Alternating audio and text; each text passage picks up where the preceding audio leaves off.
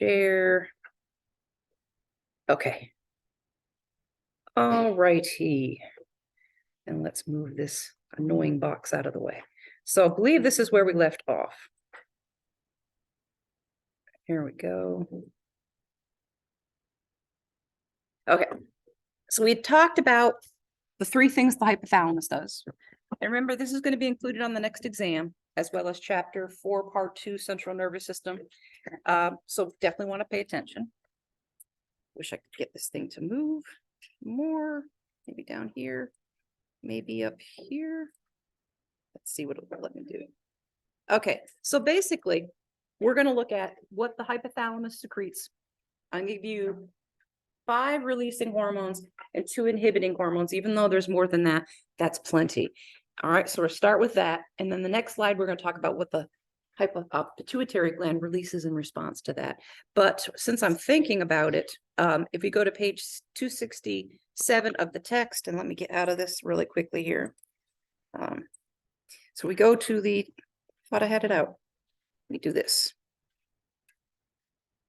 Okay, so if you go to page 266, it talks about the previous slide I talked about the end of Monday about oxytocin being released from the hypothalamus. And basically right here, over here, where my comments are. All right, posterior pituitary doesn't produce any hormones itself. Rather, it's a conduit to allow ADH and oxytocin through. And then if you continue down, it tells you what the anterior pituitary secretes, and we'll talk about that today.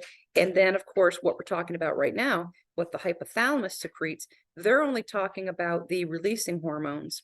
Oh, and I'm not going to cover this to come and cut it, but I'm going to talk about some inhibiting hormones. All right, so the textbook follows fairly closely. All right, so now let's go back to this. Okay, sorry for all the toggling, trying to show too many things at once. All right, so probably not everyone's favorite. It wasn't even mine when I started endocrine system, but it's actually quite simple. And when you're studying the endocrine system, basically you can study it from this slide, the slide that follows, and the figure that follows, and then the flow diagram that I provide on the syllabus. And I'll have links to those flow diagrams and their key in this PowerPoint, but they're also just on the syllabus. So let's start with, what am I going to start with? Yes. The hypothalamus controls all things reproductive, all things. So we'll start with a releasing hormone. Let me see what my pen is doing.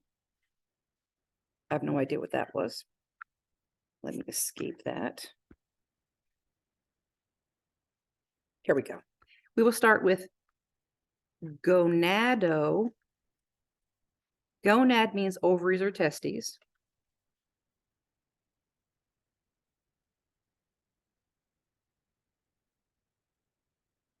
Okay. Tropin, releasing hormone. And I have no idea why that thing is flickering, but I'm going to ignore it. And the nice thing is, of course, there's an acronym for it, and I suggest you learn the acronym, but it does help knowing what the acronym stands for. So the GN is for the gonad, and then the releasing hormone, I just put RH. So GnRH is what the hypothalamus does to stimulate your ovaries or testes to do whatever reproductive thing you need to do. Okay. The next one is, let's see, I'm trying to figure out the order, so I'm going to put them all on. So I did that one. I did that one. Okay, so this must be prolactin releasing hormone.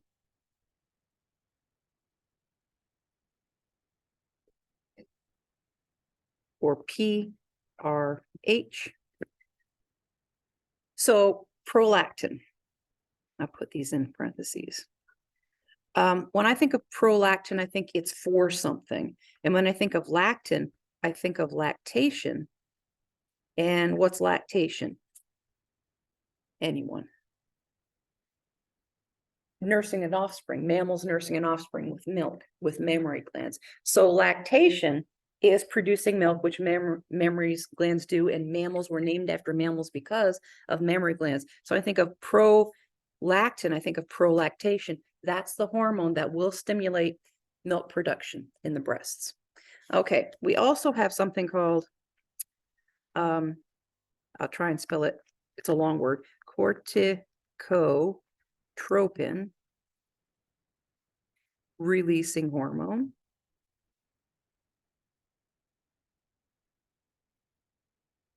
And that's CRH. And the corte is for this, the inner part, I'm sorry, not the outer part of the adrenal gland, which is called the cortex, the adrenal cortex. That's going to stimulate your adrenal cortex to produce its hormones. One of the most well-known adrenal gland hormones is your stress hormone, cortisol. So C goes with the C, cortico goes with adrenal cortex, which produces cortisol. And so that will help. Okay, so this is showing the thyroid gland here. So thyrotropin, that's an O. Oops, releasing hormone. It's going to ultimately stimulate TRH, the thyroid gland. Okay. And then what am I missing here? Thyrotropin, prolactin. Oh, yeah. Growth hormone. Releasing hormone.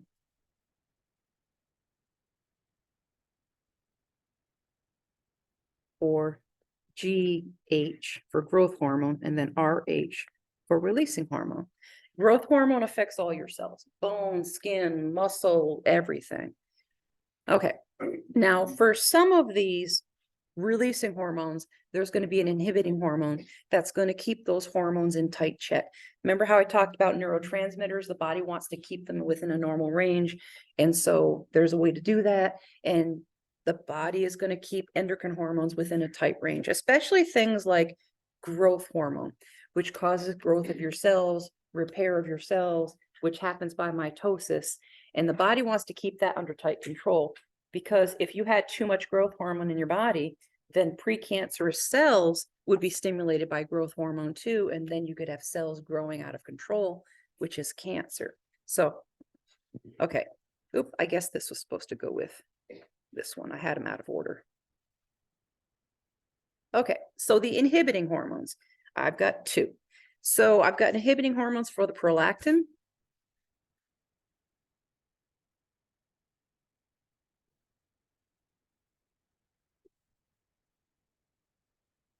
Prolactin inhibiting hormone, or PIH. And then, oops, sorry about that. Did that. No, I don't want to. Darn thing. Get out of that. Escape. Okay, let's see if I can do it with this. Then there is, I'm going to have to do it over here. Sorry, because it doesn't want me to write that low. Growth hormone. I'm sorry, I'm squishing it because it won't let me write to the left. Inhibiting hormone.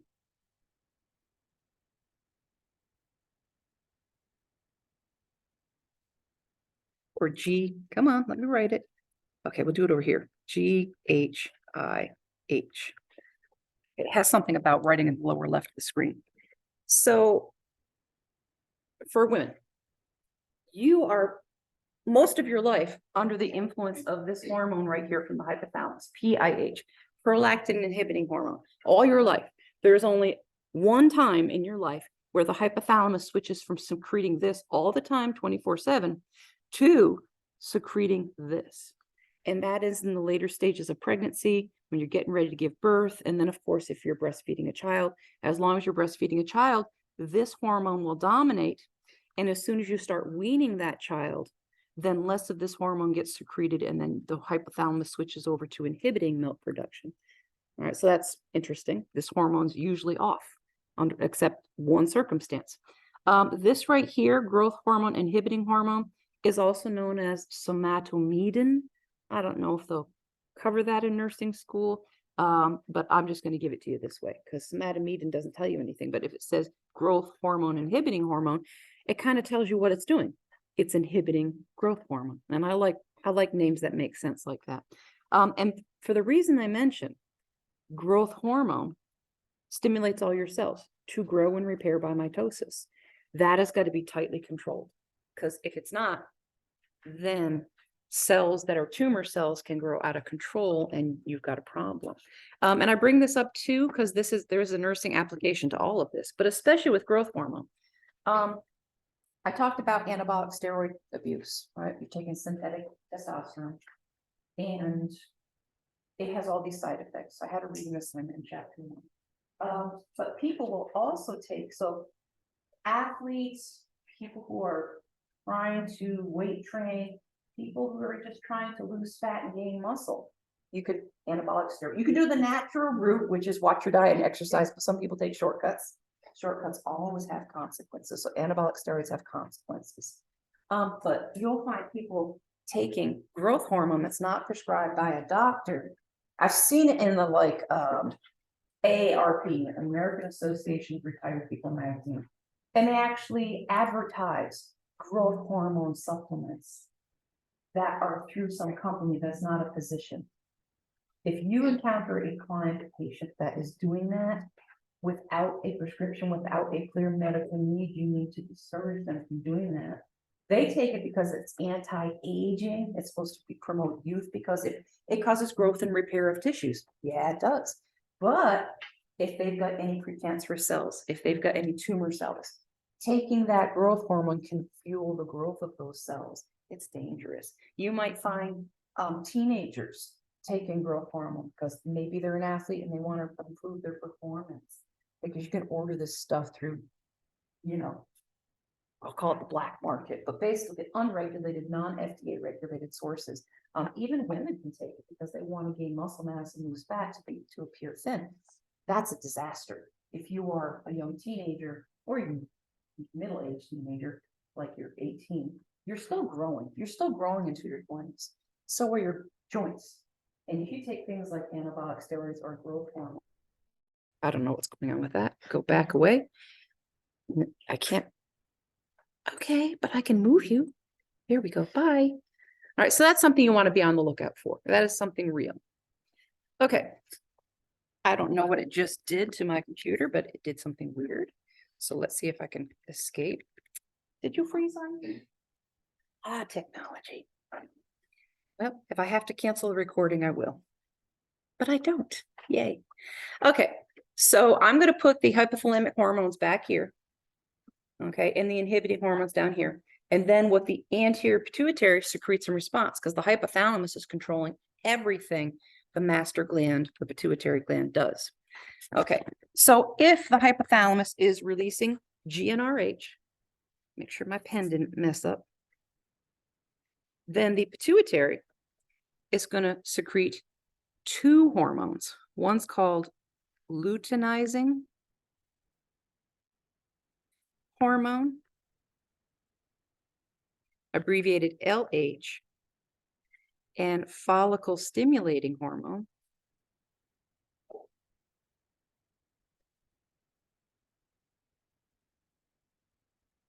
abbreviated FSH. And so these two hormones collectively are going to make ovaries and testes, make estrogen and testosterone. It causes ovulation in a woman's ovaries. The FSH is going to cause sperm maturation or egg maturation. Now, I'm going to put that on another slide, not this one. All right. But it's all going to affect what the gonads are doing.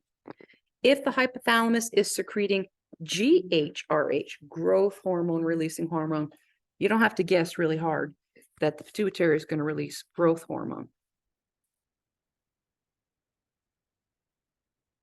which I'll just abbreviate GH. And in future exams and everything like that, I will often use the acronym because it's easier, but it does help to know what the acronym stands for. If the hypothalamus releases corticotropin releasing hormone, ultimately it's going to affect the adrenal cortex. So the pituitary is going to release adrenocorticotropic hormone. That is a mouthful. And that's why we have acronyms. ACTH. All right. So the adreno and the corti is for adrenal cortex. That's where this hormone's going. All right. So part of the name tells you where it's going. Well, not for LH and FSH. Growth hormone goes everywhere. Okay. If the hypothalamus releases thyrotropin releasing hormone, then the pituitary is going to release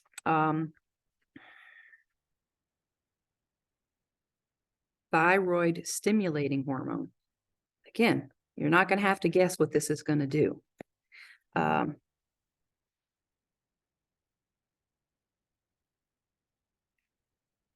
Or TSH. All right. That's obviously going to affect what the thyroid gland does. I don't think I have to write that down separately. And then, of course, if the hypothalamus releases prolactin releasing hormone, then the pituitary releases prolactin. Okay, so think prolactation for milk production.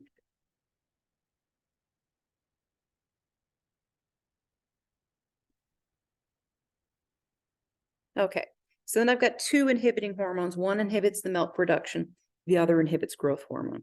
So if the hypothalamus is releasing GHIH, growth hormone inhibiting hormone, it stops, I'll say stops GH secretion by the pituitary gland. So it's a check and balance. If the hypothalamus is releasing prolactin inhibiting hormone, then the pituitary stops prolactin secretion.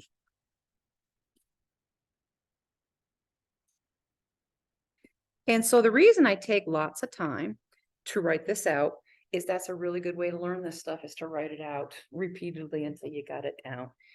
All right, it's another pathway. So while you're writing, I'll have you think about something. Just like almost not every, but almost every other function we've been talking about this semester, negative feedback keeps things in control. Your endocrine system is ruled by negative feedback.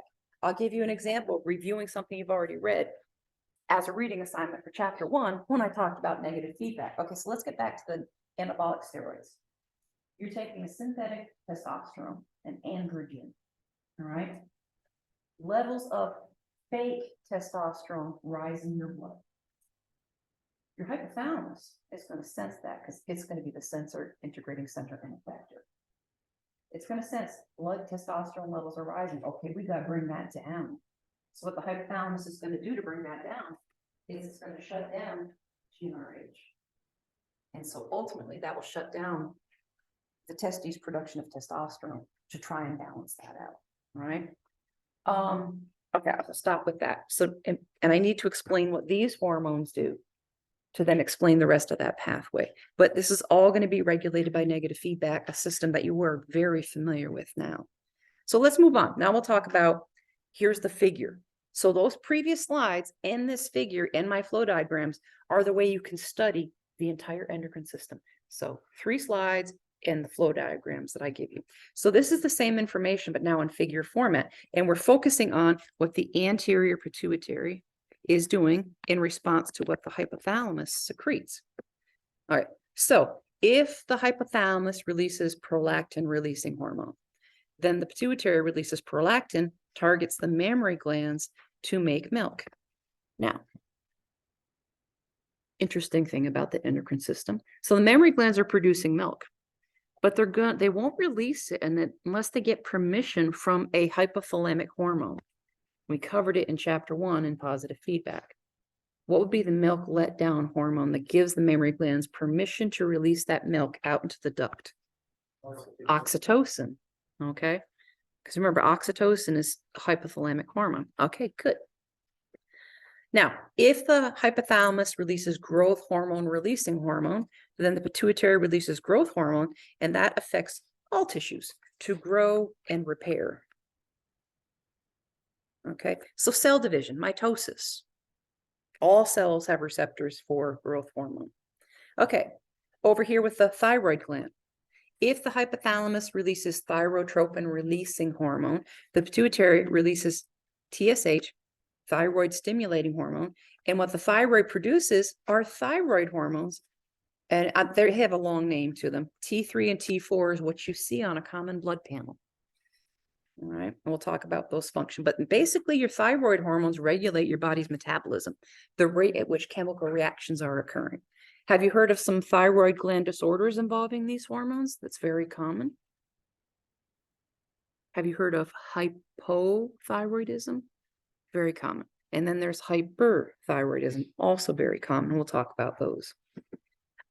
If the hypothalamus releases adrenocorticotropin releasing hormone, that is a mouthful. The pituitary releases adrenocorticotropic hormone, and that stimulates your adrenal cortex. This is the cortex. The inner part, I'll put M, is for medulla, but the cortex produces, cortisol. And we'll talk about that. Cortisol is a stress hormone. And it's anti-inflammatory. Ran out of space. And your adrenal gland also produces a tiny amount of estrogen and testosterone, but pretty much insignificant. Okay, if the hypothalamus releases the GnRH, gonadotropin releasing hormone, the pituitary releases FSH and LH, and that goes to the gonads. Here we have the ovary, we have a testis, and they're going to respond this way. So I know this kind of, but FSH causes maturing of eggs or sperm. That's what FSH does. That at puberty, that's what causes the sperm to mature and the eggs to mature in the ovary. LH causes estrogen production in the ovaries, testosterone production in the testes, and ovulation in the ovaries. And we'll talk about that later on when we get to the reproductive system. Okay. I'll give you a chance to write things down. I know this is a lot, but if you want to study this stuff, the 2 slides, this figure, and then my flow diagram. Okay. When I told you the story of my advisor, how do you learn all this stuff? He says, go over it and go over it, write it out and go over it. So what I would do is practice this flow diagram. Okay. So if you go to the syllabus, and I'm not going to do it now because we basically just wrote it all out in those 2 slides. All right. But I've got the blank flow chart on the syllabus and here, and then I've got the key. All right. And so basically it's what the hypothalamus secretes, 5 releasing hormones, 2 inhibiting hormones, and then what the pituitary, anterior pituitary secretes in response to that. And then the body's response, which is what that figure was about. It's all right there at a glance. The entire endocrine system you can study in one flow diagram. And that's why I put it that way, because it simplifies it. It puts it all together in one place, which makes it easier to study. Now, I'm going to go over some more stuff, but then I'm going to talk about endocrine disorders. The common ones you're going to see, like some of them might be kind of rare, but most of the ones I cover are like you see every day or you hear about patients having every day. When I was in the veterinary world as a technician, I would see it in animals. That's how common these are. But this is a good way to, this is the way to study this and get it down. And you know, if I make a flow diagram, I'm going to ask it on the future test. I mean, it's a given. Okay. So negative feedback regulation, I'm going to give you some practical real world examples of this, but let's say, if blood levels of a hormone are too low, the hypothalamus will increase the releasing hormone secretion for that hormone, and then the pituitary increases its secretion that would stimulate that hormone to be produced. If the levels are too high, the hypothalamus stops the releasing hormone, and it might increase, if it has an inhibiting hormone, increase that, and then the pituitary responds accordingly. So the hypothalamus is in control of everything. So if it's too high, hypothalamus is going to shut it down. If it's too low, the hypothalamus is going to increase it somehow. And so that's how it all works. And that's going to be the basis for some very common everyday nursing things that you see, not even nursing, everyday life for all of you. So can you think of a hormone that is not regulated through negative feedback, but by positive feedback? Hint, the hypothalamus secretes it, oxytocin. And there's other things that are ruled by positive feedback, but I'm going to keep it simple and just keep it to the one. Okay. So negative feedback. If the hypothalamus senses growth hormone in the blood is too high, what would the hypothalamus do? It's a couple of things. it will, oops, sorry, my hand touched it and it did that. It will decrease growth hormone releasing hormone secretion. And it could very likely increase growth hormone inhibiting hormone secretion. Both of these are going to have the same effect on the pituitary gland secretion of growth hormone. It will stop it. And that will allow the levels of growth hormone to come back down within normal range. And so this is kind of happening, maybe oscillating almost every single day in your life. If growth hormone in the blood is too low, the hypothalamus will increase growth hormone releasing hormone, and the pituitary increases, and I'll use the abbreviation, growth hormone secretion. It's all negative feedback, all right? If the hypothalamus senses high estrogen or testosterone, or even progesterone, which is a steroid hormone, all three of those, but it could just be one of them. If it is high, the hypothalamus is going to try and shut it down. It will decrease GnRH, gonadotropin releasing hormone. It's going to shut down the gonads. The pituitary then does this, stops LH, stops FSH. Okay, if it stops FSH, well, let me just stop right there and I'll get to something in a second. Let me just continue. If the hypothalamus senses low thyroid hormone, it wants to increase it, so the hypothalamus will increase thyrotropin releasing hormone secretion. That makes the pituitary increase thyroid stimulating hormone secretion, and then the thyroid hormones will come up. Okay. I think every nursing student should know this because almost all reproductive age women are on hormonal birth control. Some aren't. Some are taking a copper IUD. Some are using various methods. Some are using rhythm methods, but a lot of them are on hormonal birth control. How does it work? How does it keep you from getting pregnant? Can anyone explain that to me? It's based on negative feedback, endocrine negative feedback. If everyone's taking it, don't you think people should know how it works? It's estrogen. It's synthetic estrogen. It's a synthetic estrogen, usually combined with a synthetic progesterone called progestin. All right, they found just using plain estrogen is actually harsh on the body. Some birth control, hormonal birth control, is just progesterone, like the depot shot. That's just a progestin. Okay. So you're taking a synthetic estrogen and progesterone in a pill, in a patch, in an implant, in a cervical NuvaRing, however you take it, could be shot. All right, however you get those hormones into your body. There's synthetic estrogen and progesterone, but your hypothalamus can't tell the difference between the synthetic ones and the real ones. It recognizes it as the same. So as levels of those synthetic hormones are rising in your blood, hypothalamus says, okay, estrogen, progesterone levels rising, we need to shut that down. Hypothalamus will increase GnRH. Pituitary stops LH and FSH. According to the previous figure, you need FSH for eggs and sperm to mature. You need LH to make estrogen in ovaries or testosterone in the testes. Yes, it will shut that down because the brain thinks those levels, estrogen, progesterone, are too high. And without LH, you need LH to ovulate. So LH is shut down, you don't ovulate. So hormonal birth control keeps the ovary quiet, shuts down egg maturation, and prevents ovulation.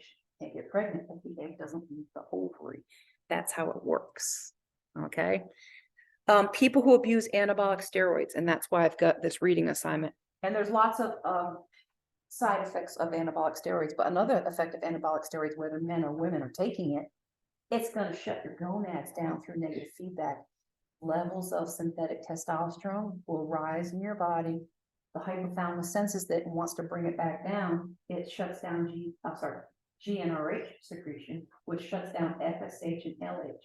Without FSH, you won't be maturing sperm if you're a man. Without FSH, well, your egg won't be maturing. Without LH, it shuts down the testes production of its natural testosterone, and then it would shut down the ovaries production of estrogen, right? People who abuse anabolic steroids, if it's a man, your testes, as long as you're taking it, your testes are gonna go quiet. They will even shrink because any tissue or organ that's not being used for any amount of time, it tends to atrophy or shrink. All right. When you stop taking the synthetic stuff, the tissue should upregulate and start functioning again. Same thing when you come off hormonal birth control. It might take a month, it might take a couple months, depending. But eventually your ovaries will start producing eggs and ovulating them again. But as long as you're taking them, it keeps the ovary quiet, and anabolic steroids keep the testes quiet. Anabolic steroids could act as birth control for women. All right, because it does the same thing. However, in women, you might start getting a thick hair growth on your face, and your voice box will deepen, and it's a permanent change. So anyway, negative feedback, isn't it wild? All right, that's how hormonal birth control works. That's why when you abuse anabolic steroids, a man can become sterile because his testes shut down while he's on them. Okay. And then I have corticosteroids and negative feedback. Anyone know what a corticosteroid is? Maybe you read that for chapter 1 when I assigned it. It decreases inflammation. It's an anti-inflammatory. Prednisone, dexamethasone, prednisolone, and other alones, right? They're a synthetic cortisol. They're a synthetic anti-inflammatory. So hydrocortisone, you put it on your skin, right? If you've got inflammation, it's a synthetic cortisol, and you could take the pills, and that it decreases inflammation. Maybe someone's got Crohn's disease or inflammatory bowel disease or some other inflammatory disease. You take prednisone and it makes that inflammation go away. But you're taking a synthetic cortisol. I don't have it here, but if cortisol levels rise, even if they're synthetic, because you're taking prednisone, the brain senses that, the hypothalamus senses that cortisol is too high. I need to bring it down. I'm going to stop corticotropin releasing hormone, CRH. That makes the pituitary stop ACTH secretion, adrenal corticotropic hormone. And that shuts down the adrenal cortex and shuts down your natural cortisol production. People who are taking prednisone, prednisolone, dexamethasone, usually dexamethasone's a shot, prednisone's usually a pill. Their adrenal glands will shut down and they will actually shrink or atrophy while you're on it. That's why it's not recommended that you stop the inflammatories, prednisone, cold turkey. You need time for your adrenal gland to upregulate, start becoming active again. So if you've ever been on these, or in the future as nurses, when you start going off or going down on the prednisone pill, you're supposed to decrease dosage or start taking a pill every other day or half a pill every other. You're supposed to gradually decrease it, not stop cold turkey, because your adrenal gland has shrunken probably if you've been on any length of time, and you need to give it time to get active again. All right. Is that all that makes sense? This is kind of everyday stuff, right? Negative feedback. So if you don't remember reading these, just give them a glance again, but perfect explanation of negative feedback. Also how hormonal birth control works. Okay, so we've gone through a lot. I think we did this, and then we spent time this, and we talked about that. Now we don't have much time, but we're going to start talking about, we're going to do a gland by gland approach, and then start talking about some disorders, and we won't get to all that today, but that's okay. So pituitary gland problems, growth hormone disorders. It could be a problem in the hypothalamus. It always could. It could be a tumor in the pituitary gland. But here are common pituitary, very common, okay? There is low growth hormone secretion.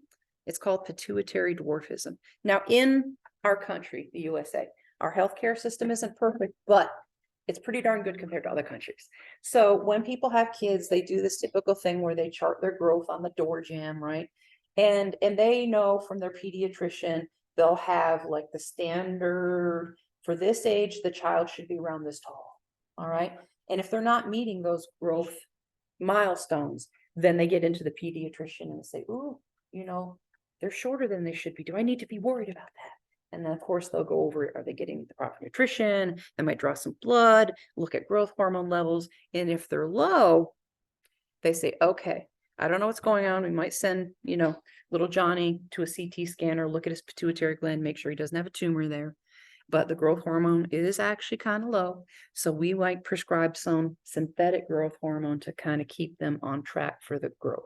All right.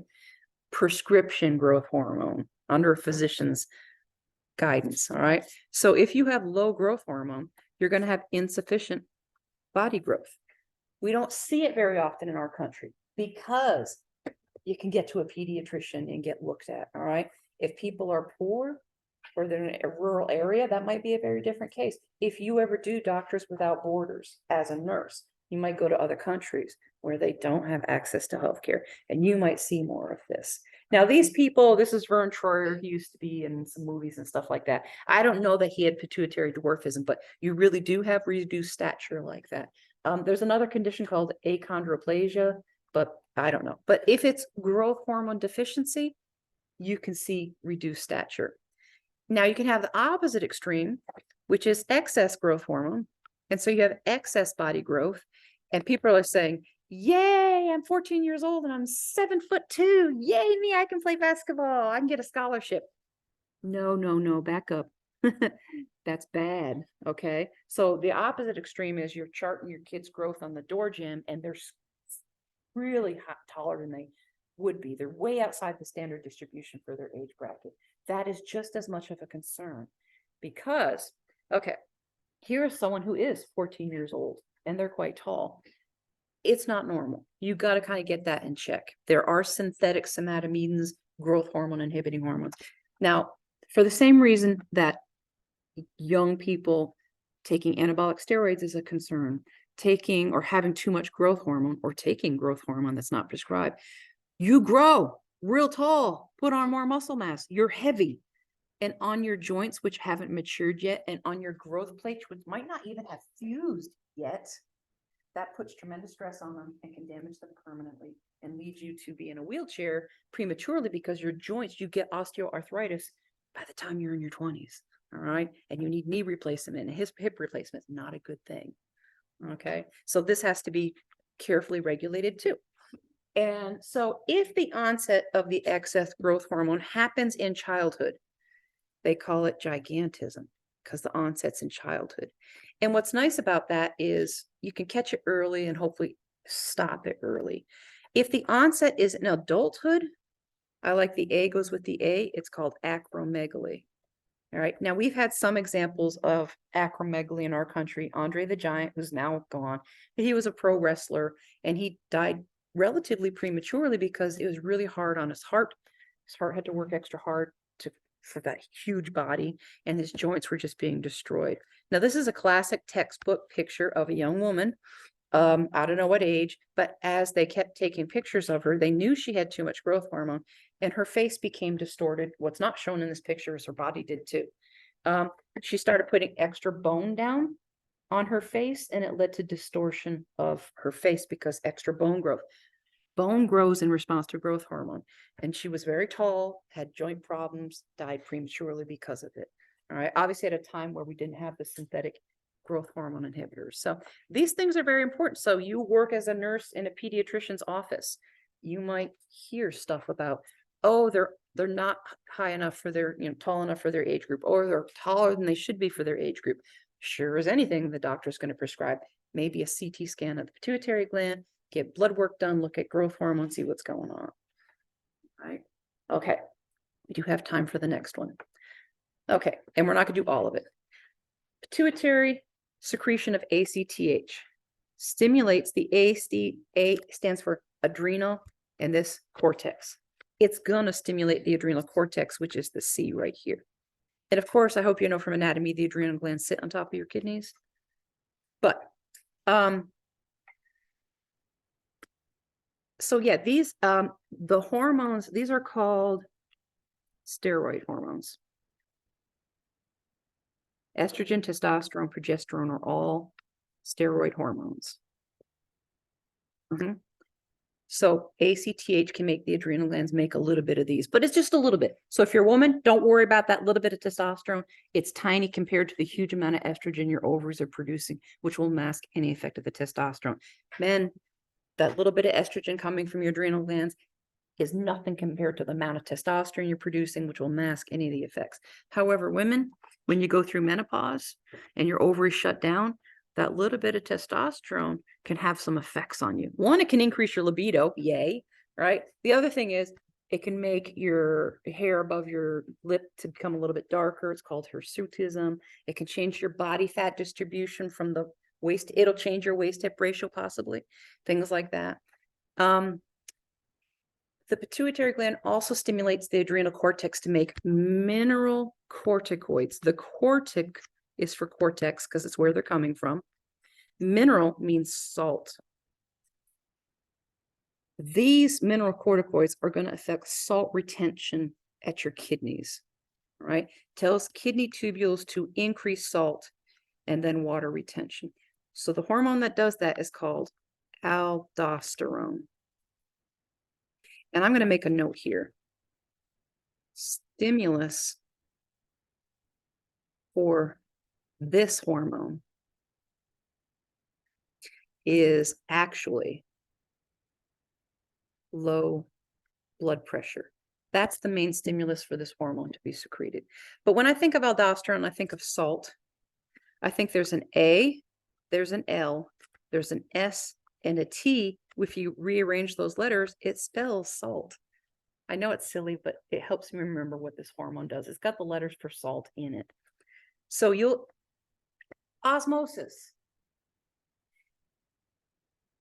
If you have basically a lot of salt on one side of a membrane, water on the other side of the membrane is going to follow that salt across the membrane by osmosis. We did this. We used high fructose corn syrup in lab with the egg, but we saw this, all right? If you retain salt in your kidneys and salt is pulled out of your kidney tubules into your bloodstream, what do you think leaves the kidney tubules and follows that salt back into your bloodstream? Water. This is aldosterone is how your body retains water. It does it by pulling in salt back into the bloodstream, and water follows salt like a little puppy back into the bloodstream with it. And so when blood pressure is low, how do you make it go up? Retain water by retaining salt, but we'll get to that later. Okay, we got one more thing, and this reinforces something I already covered. Cortisol. All right, so I already wrote it's anti-inflammatory. I didn't write it very clearly. Anti-inflammatory. And it's also your stress hormone. Okay, the reason they call it a glucocorticoid, gluco is for glucose. All right, when you're stressed, your blood glucose rises. But blood glucose increases. When you're stressed, your body feels it as an emergency. And in an emergency situation, your body is going to mobilize energy resources like glucose. So cortisol can make your blood glucose rise. That's why it's called a glucocorticoid. All right.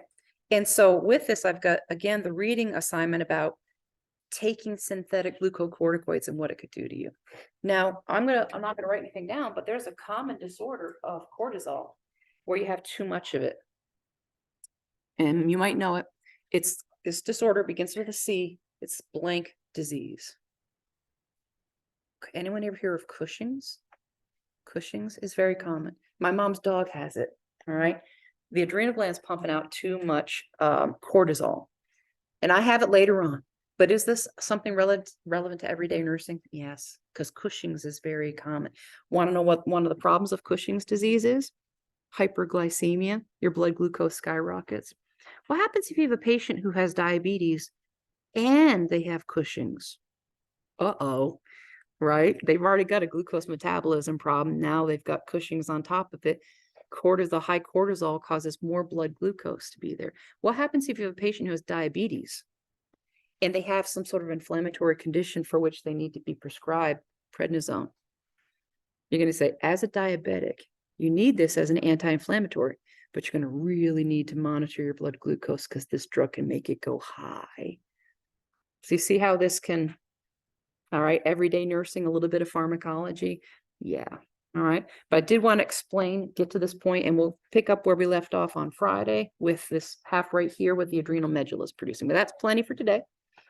I'll see you on Friday. I hope you get a chance to get out today and enjoy. It's going to be like 80 degrees out.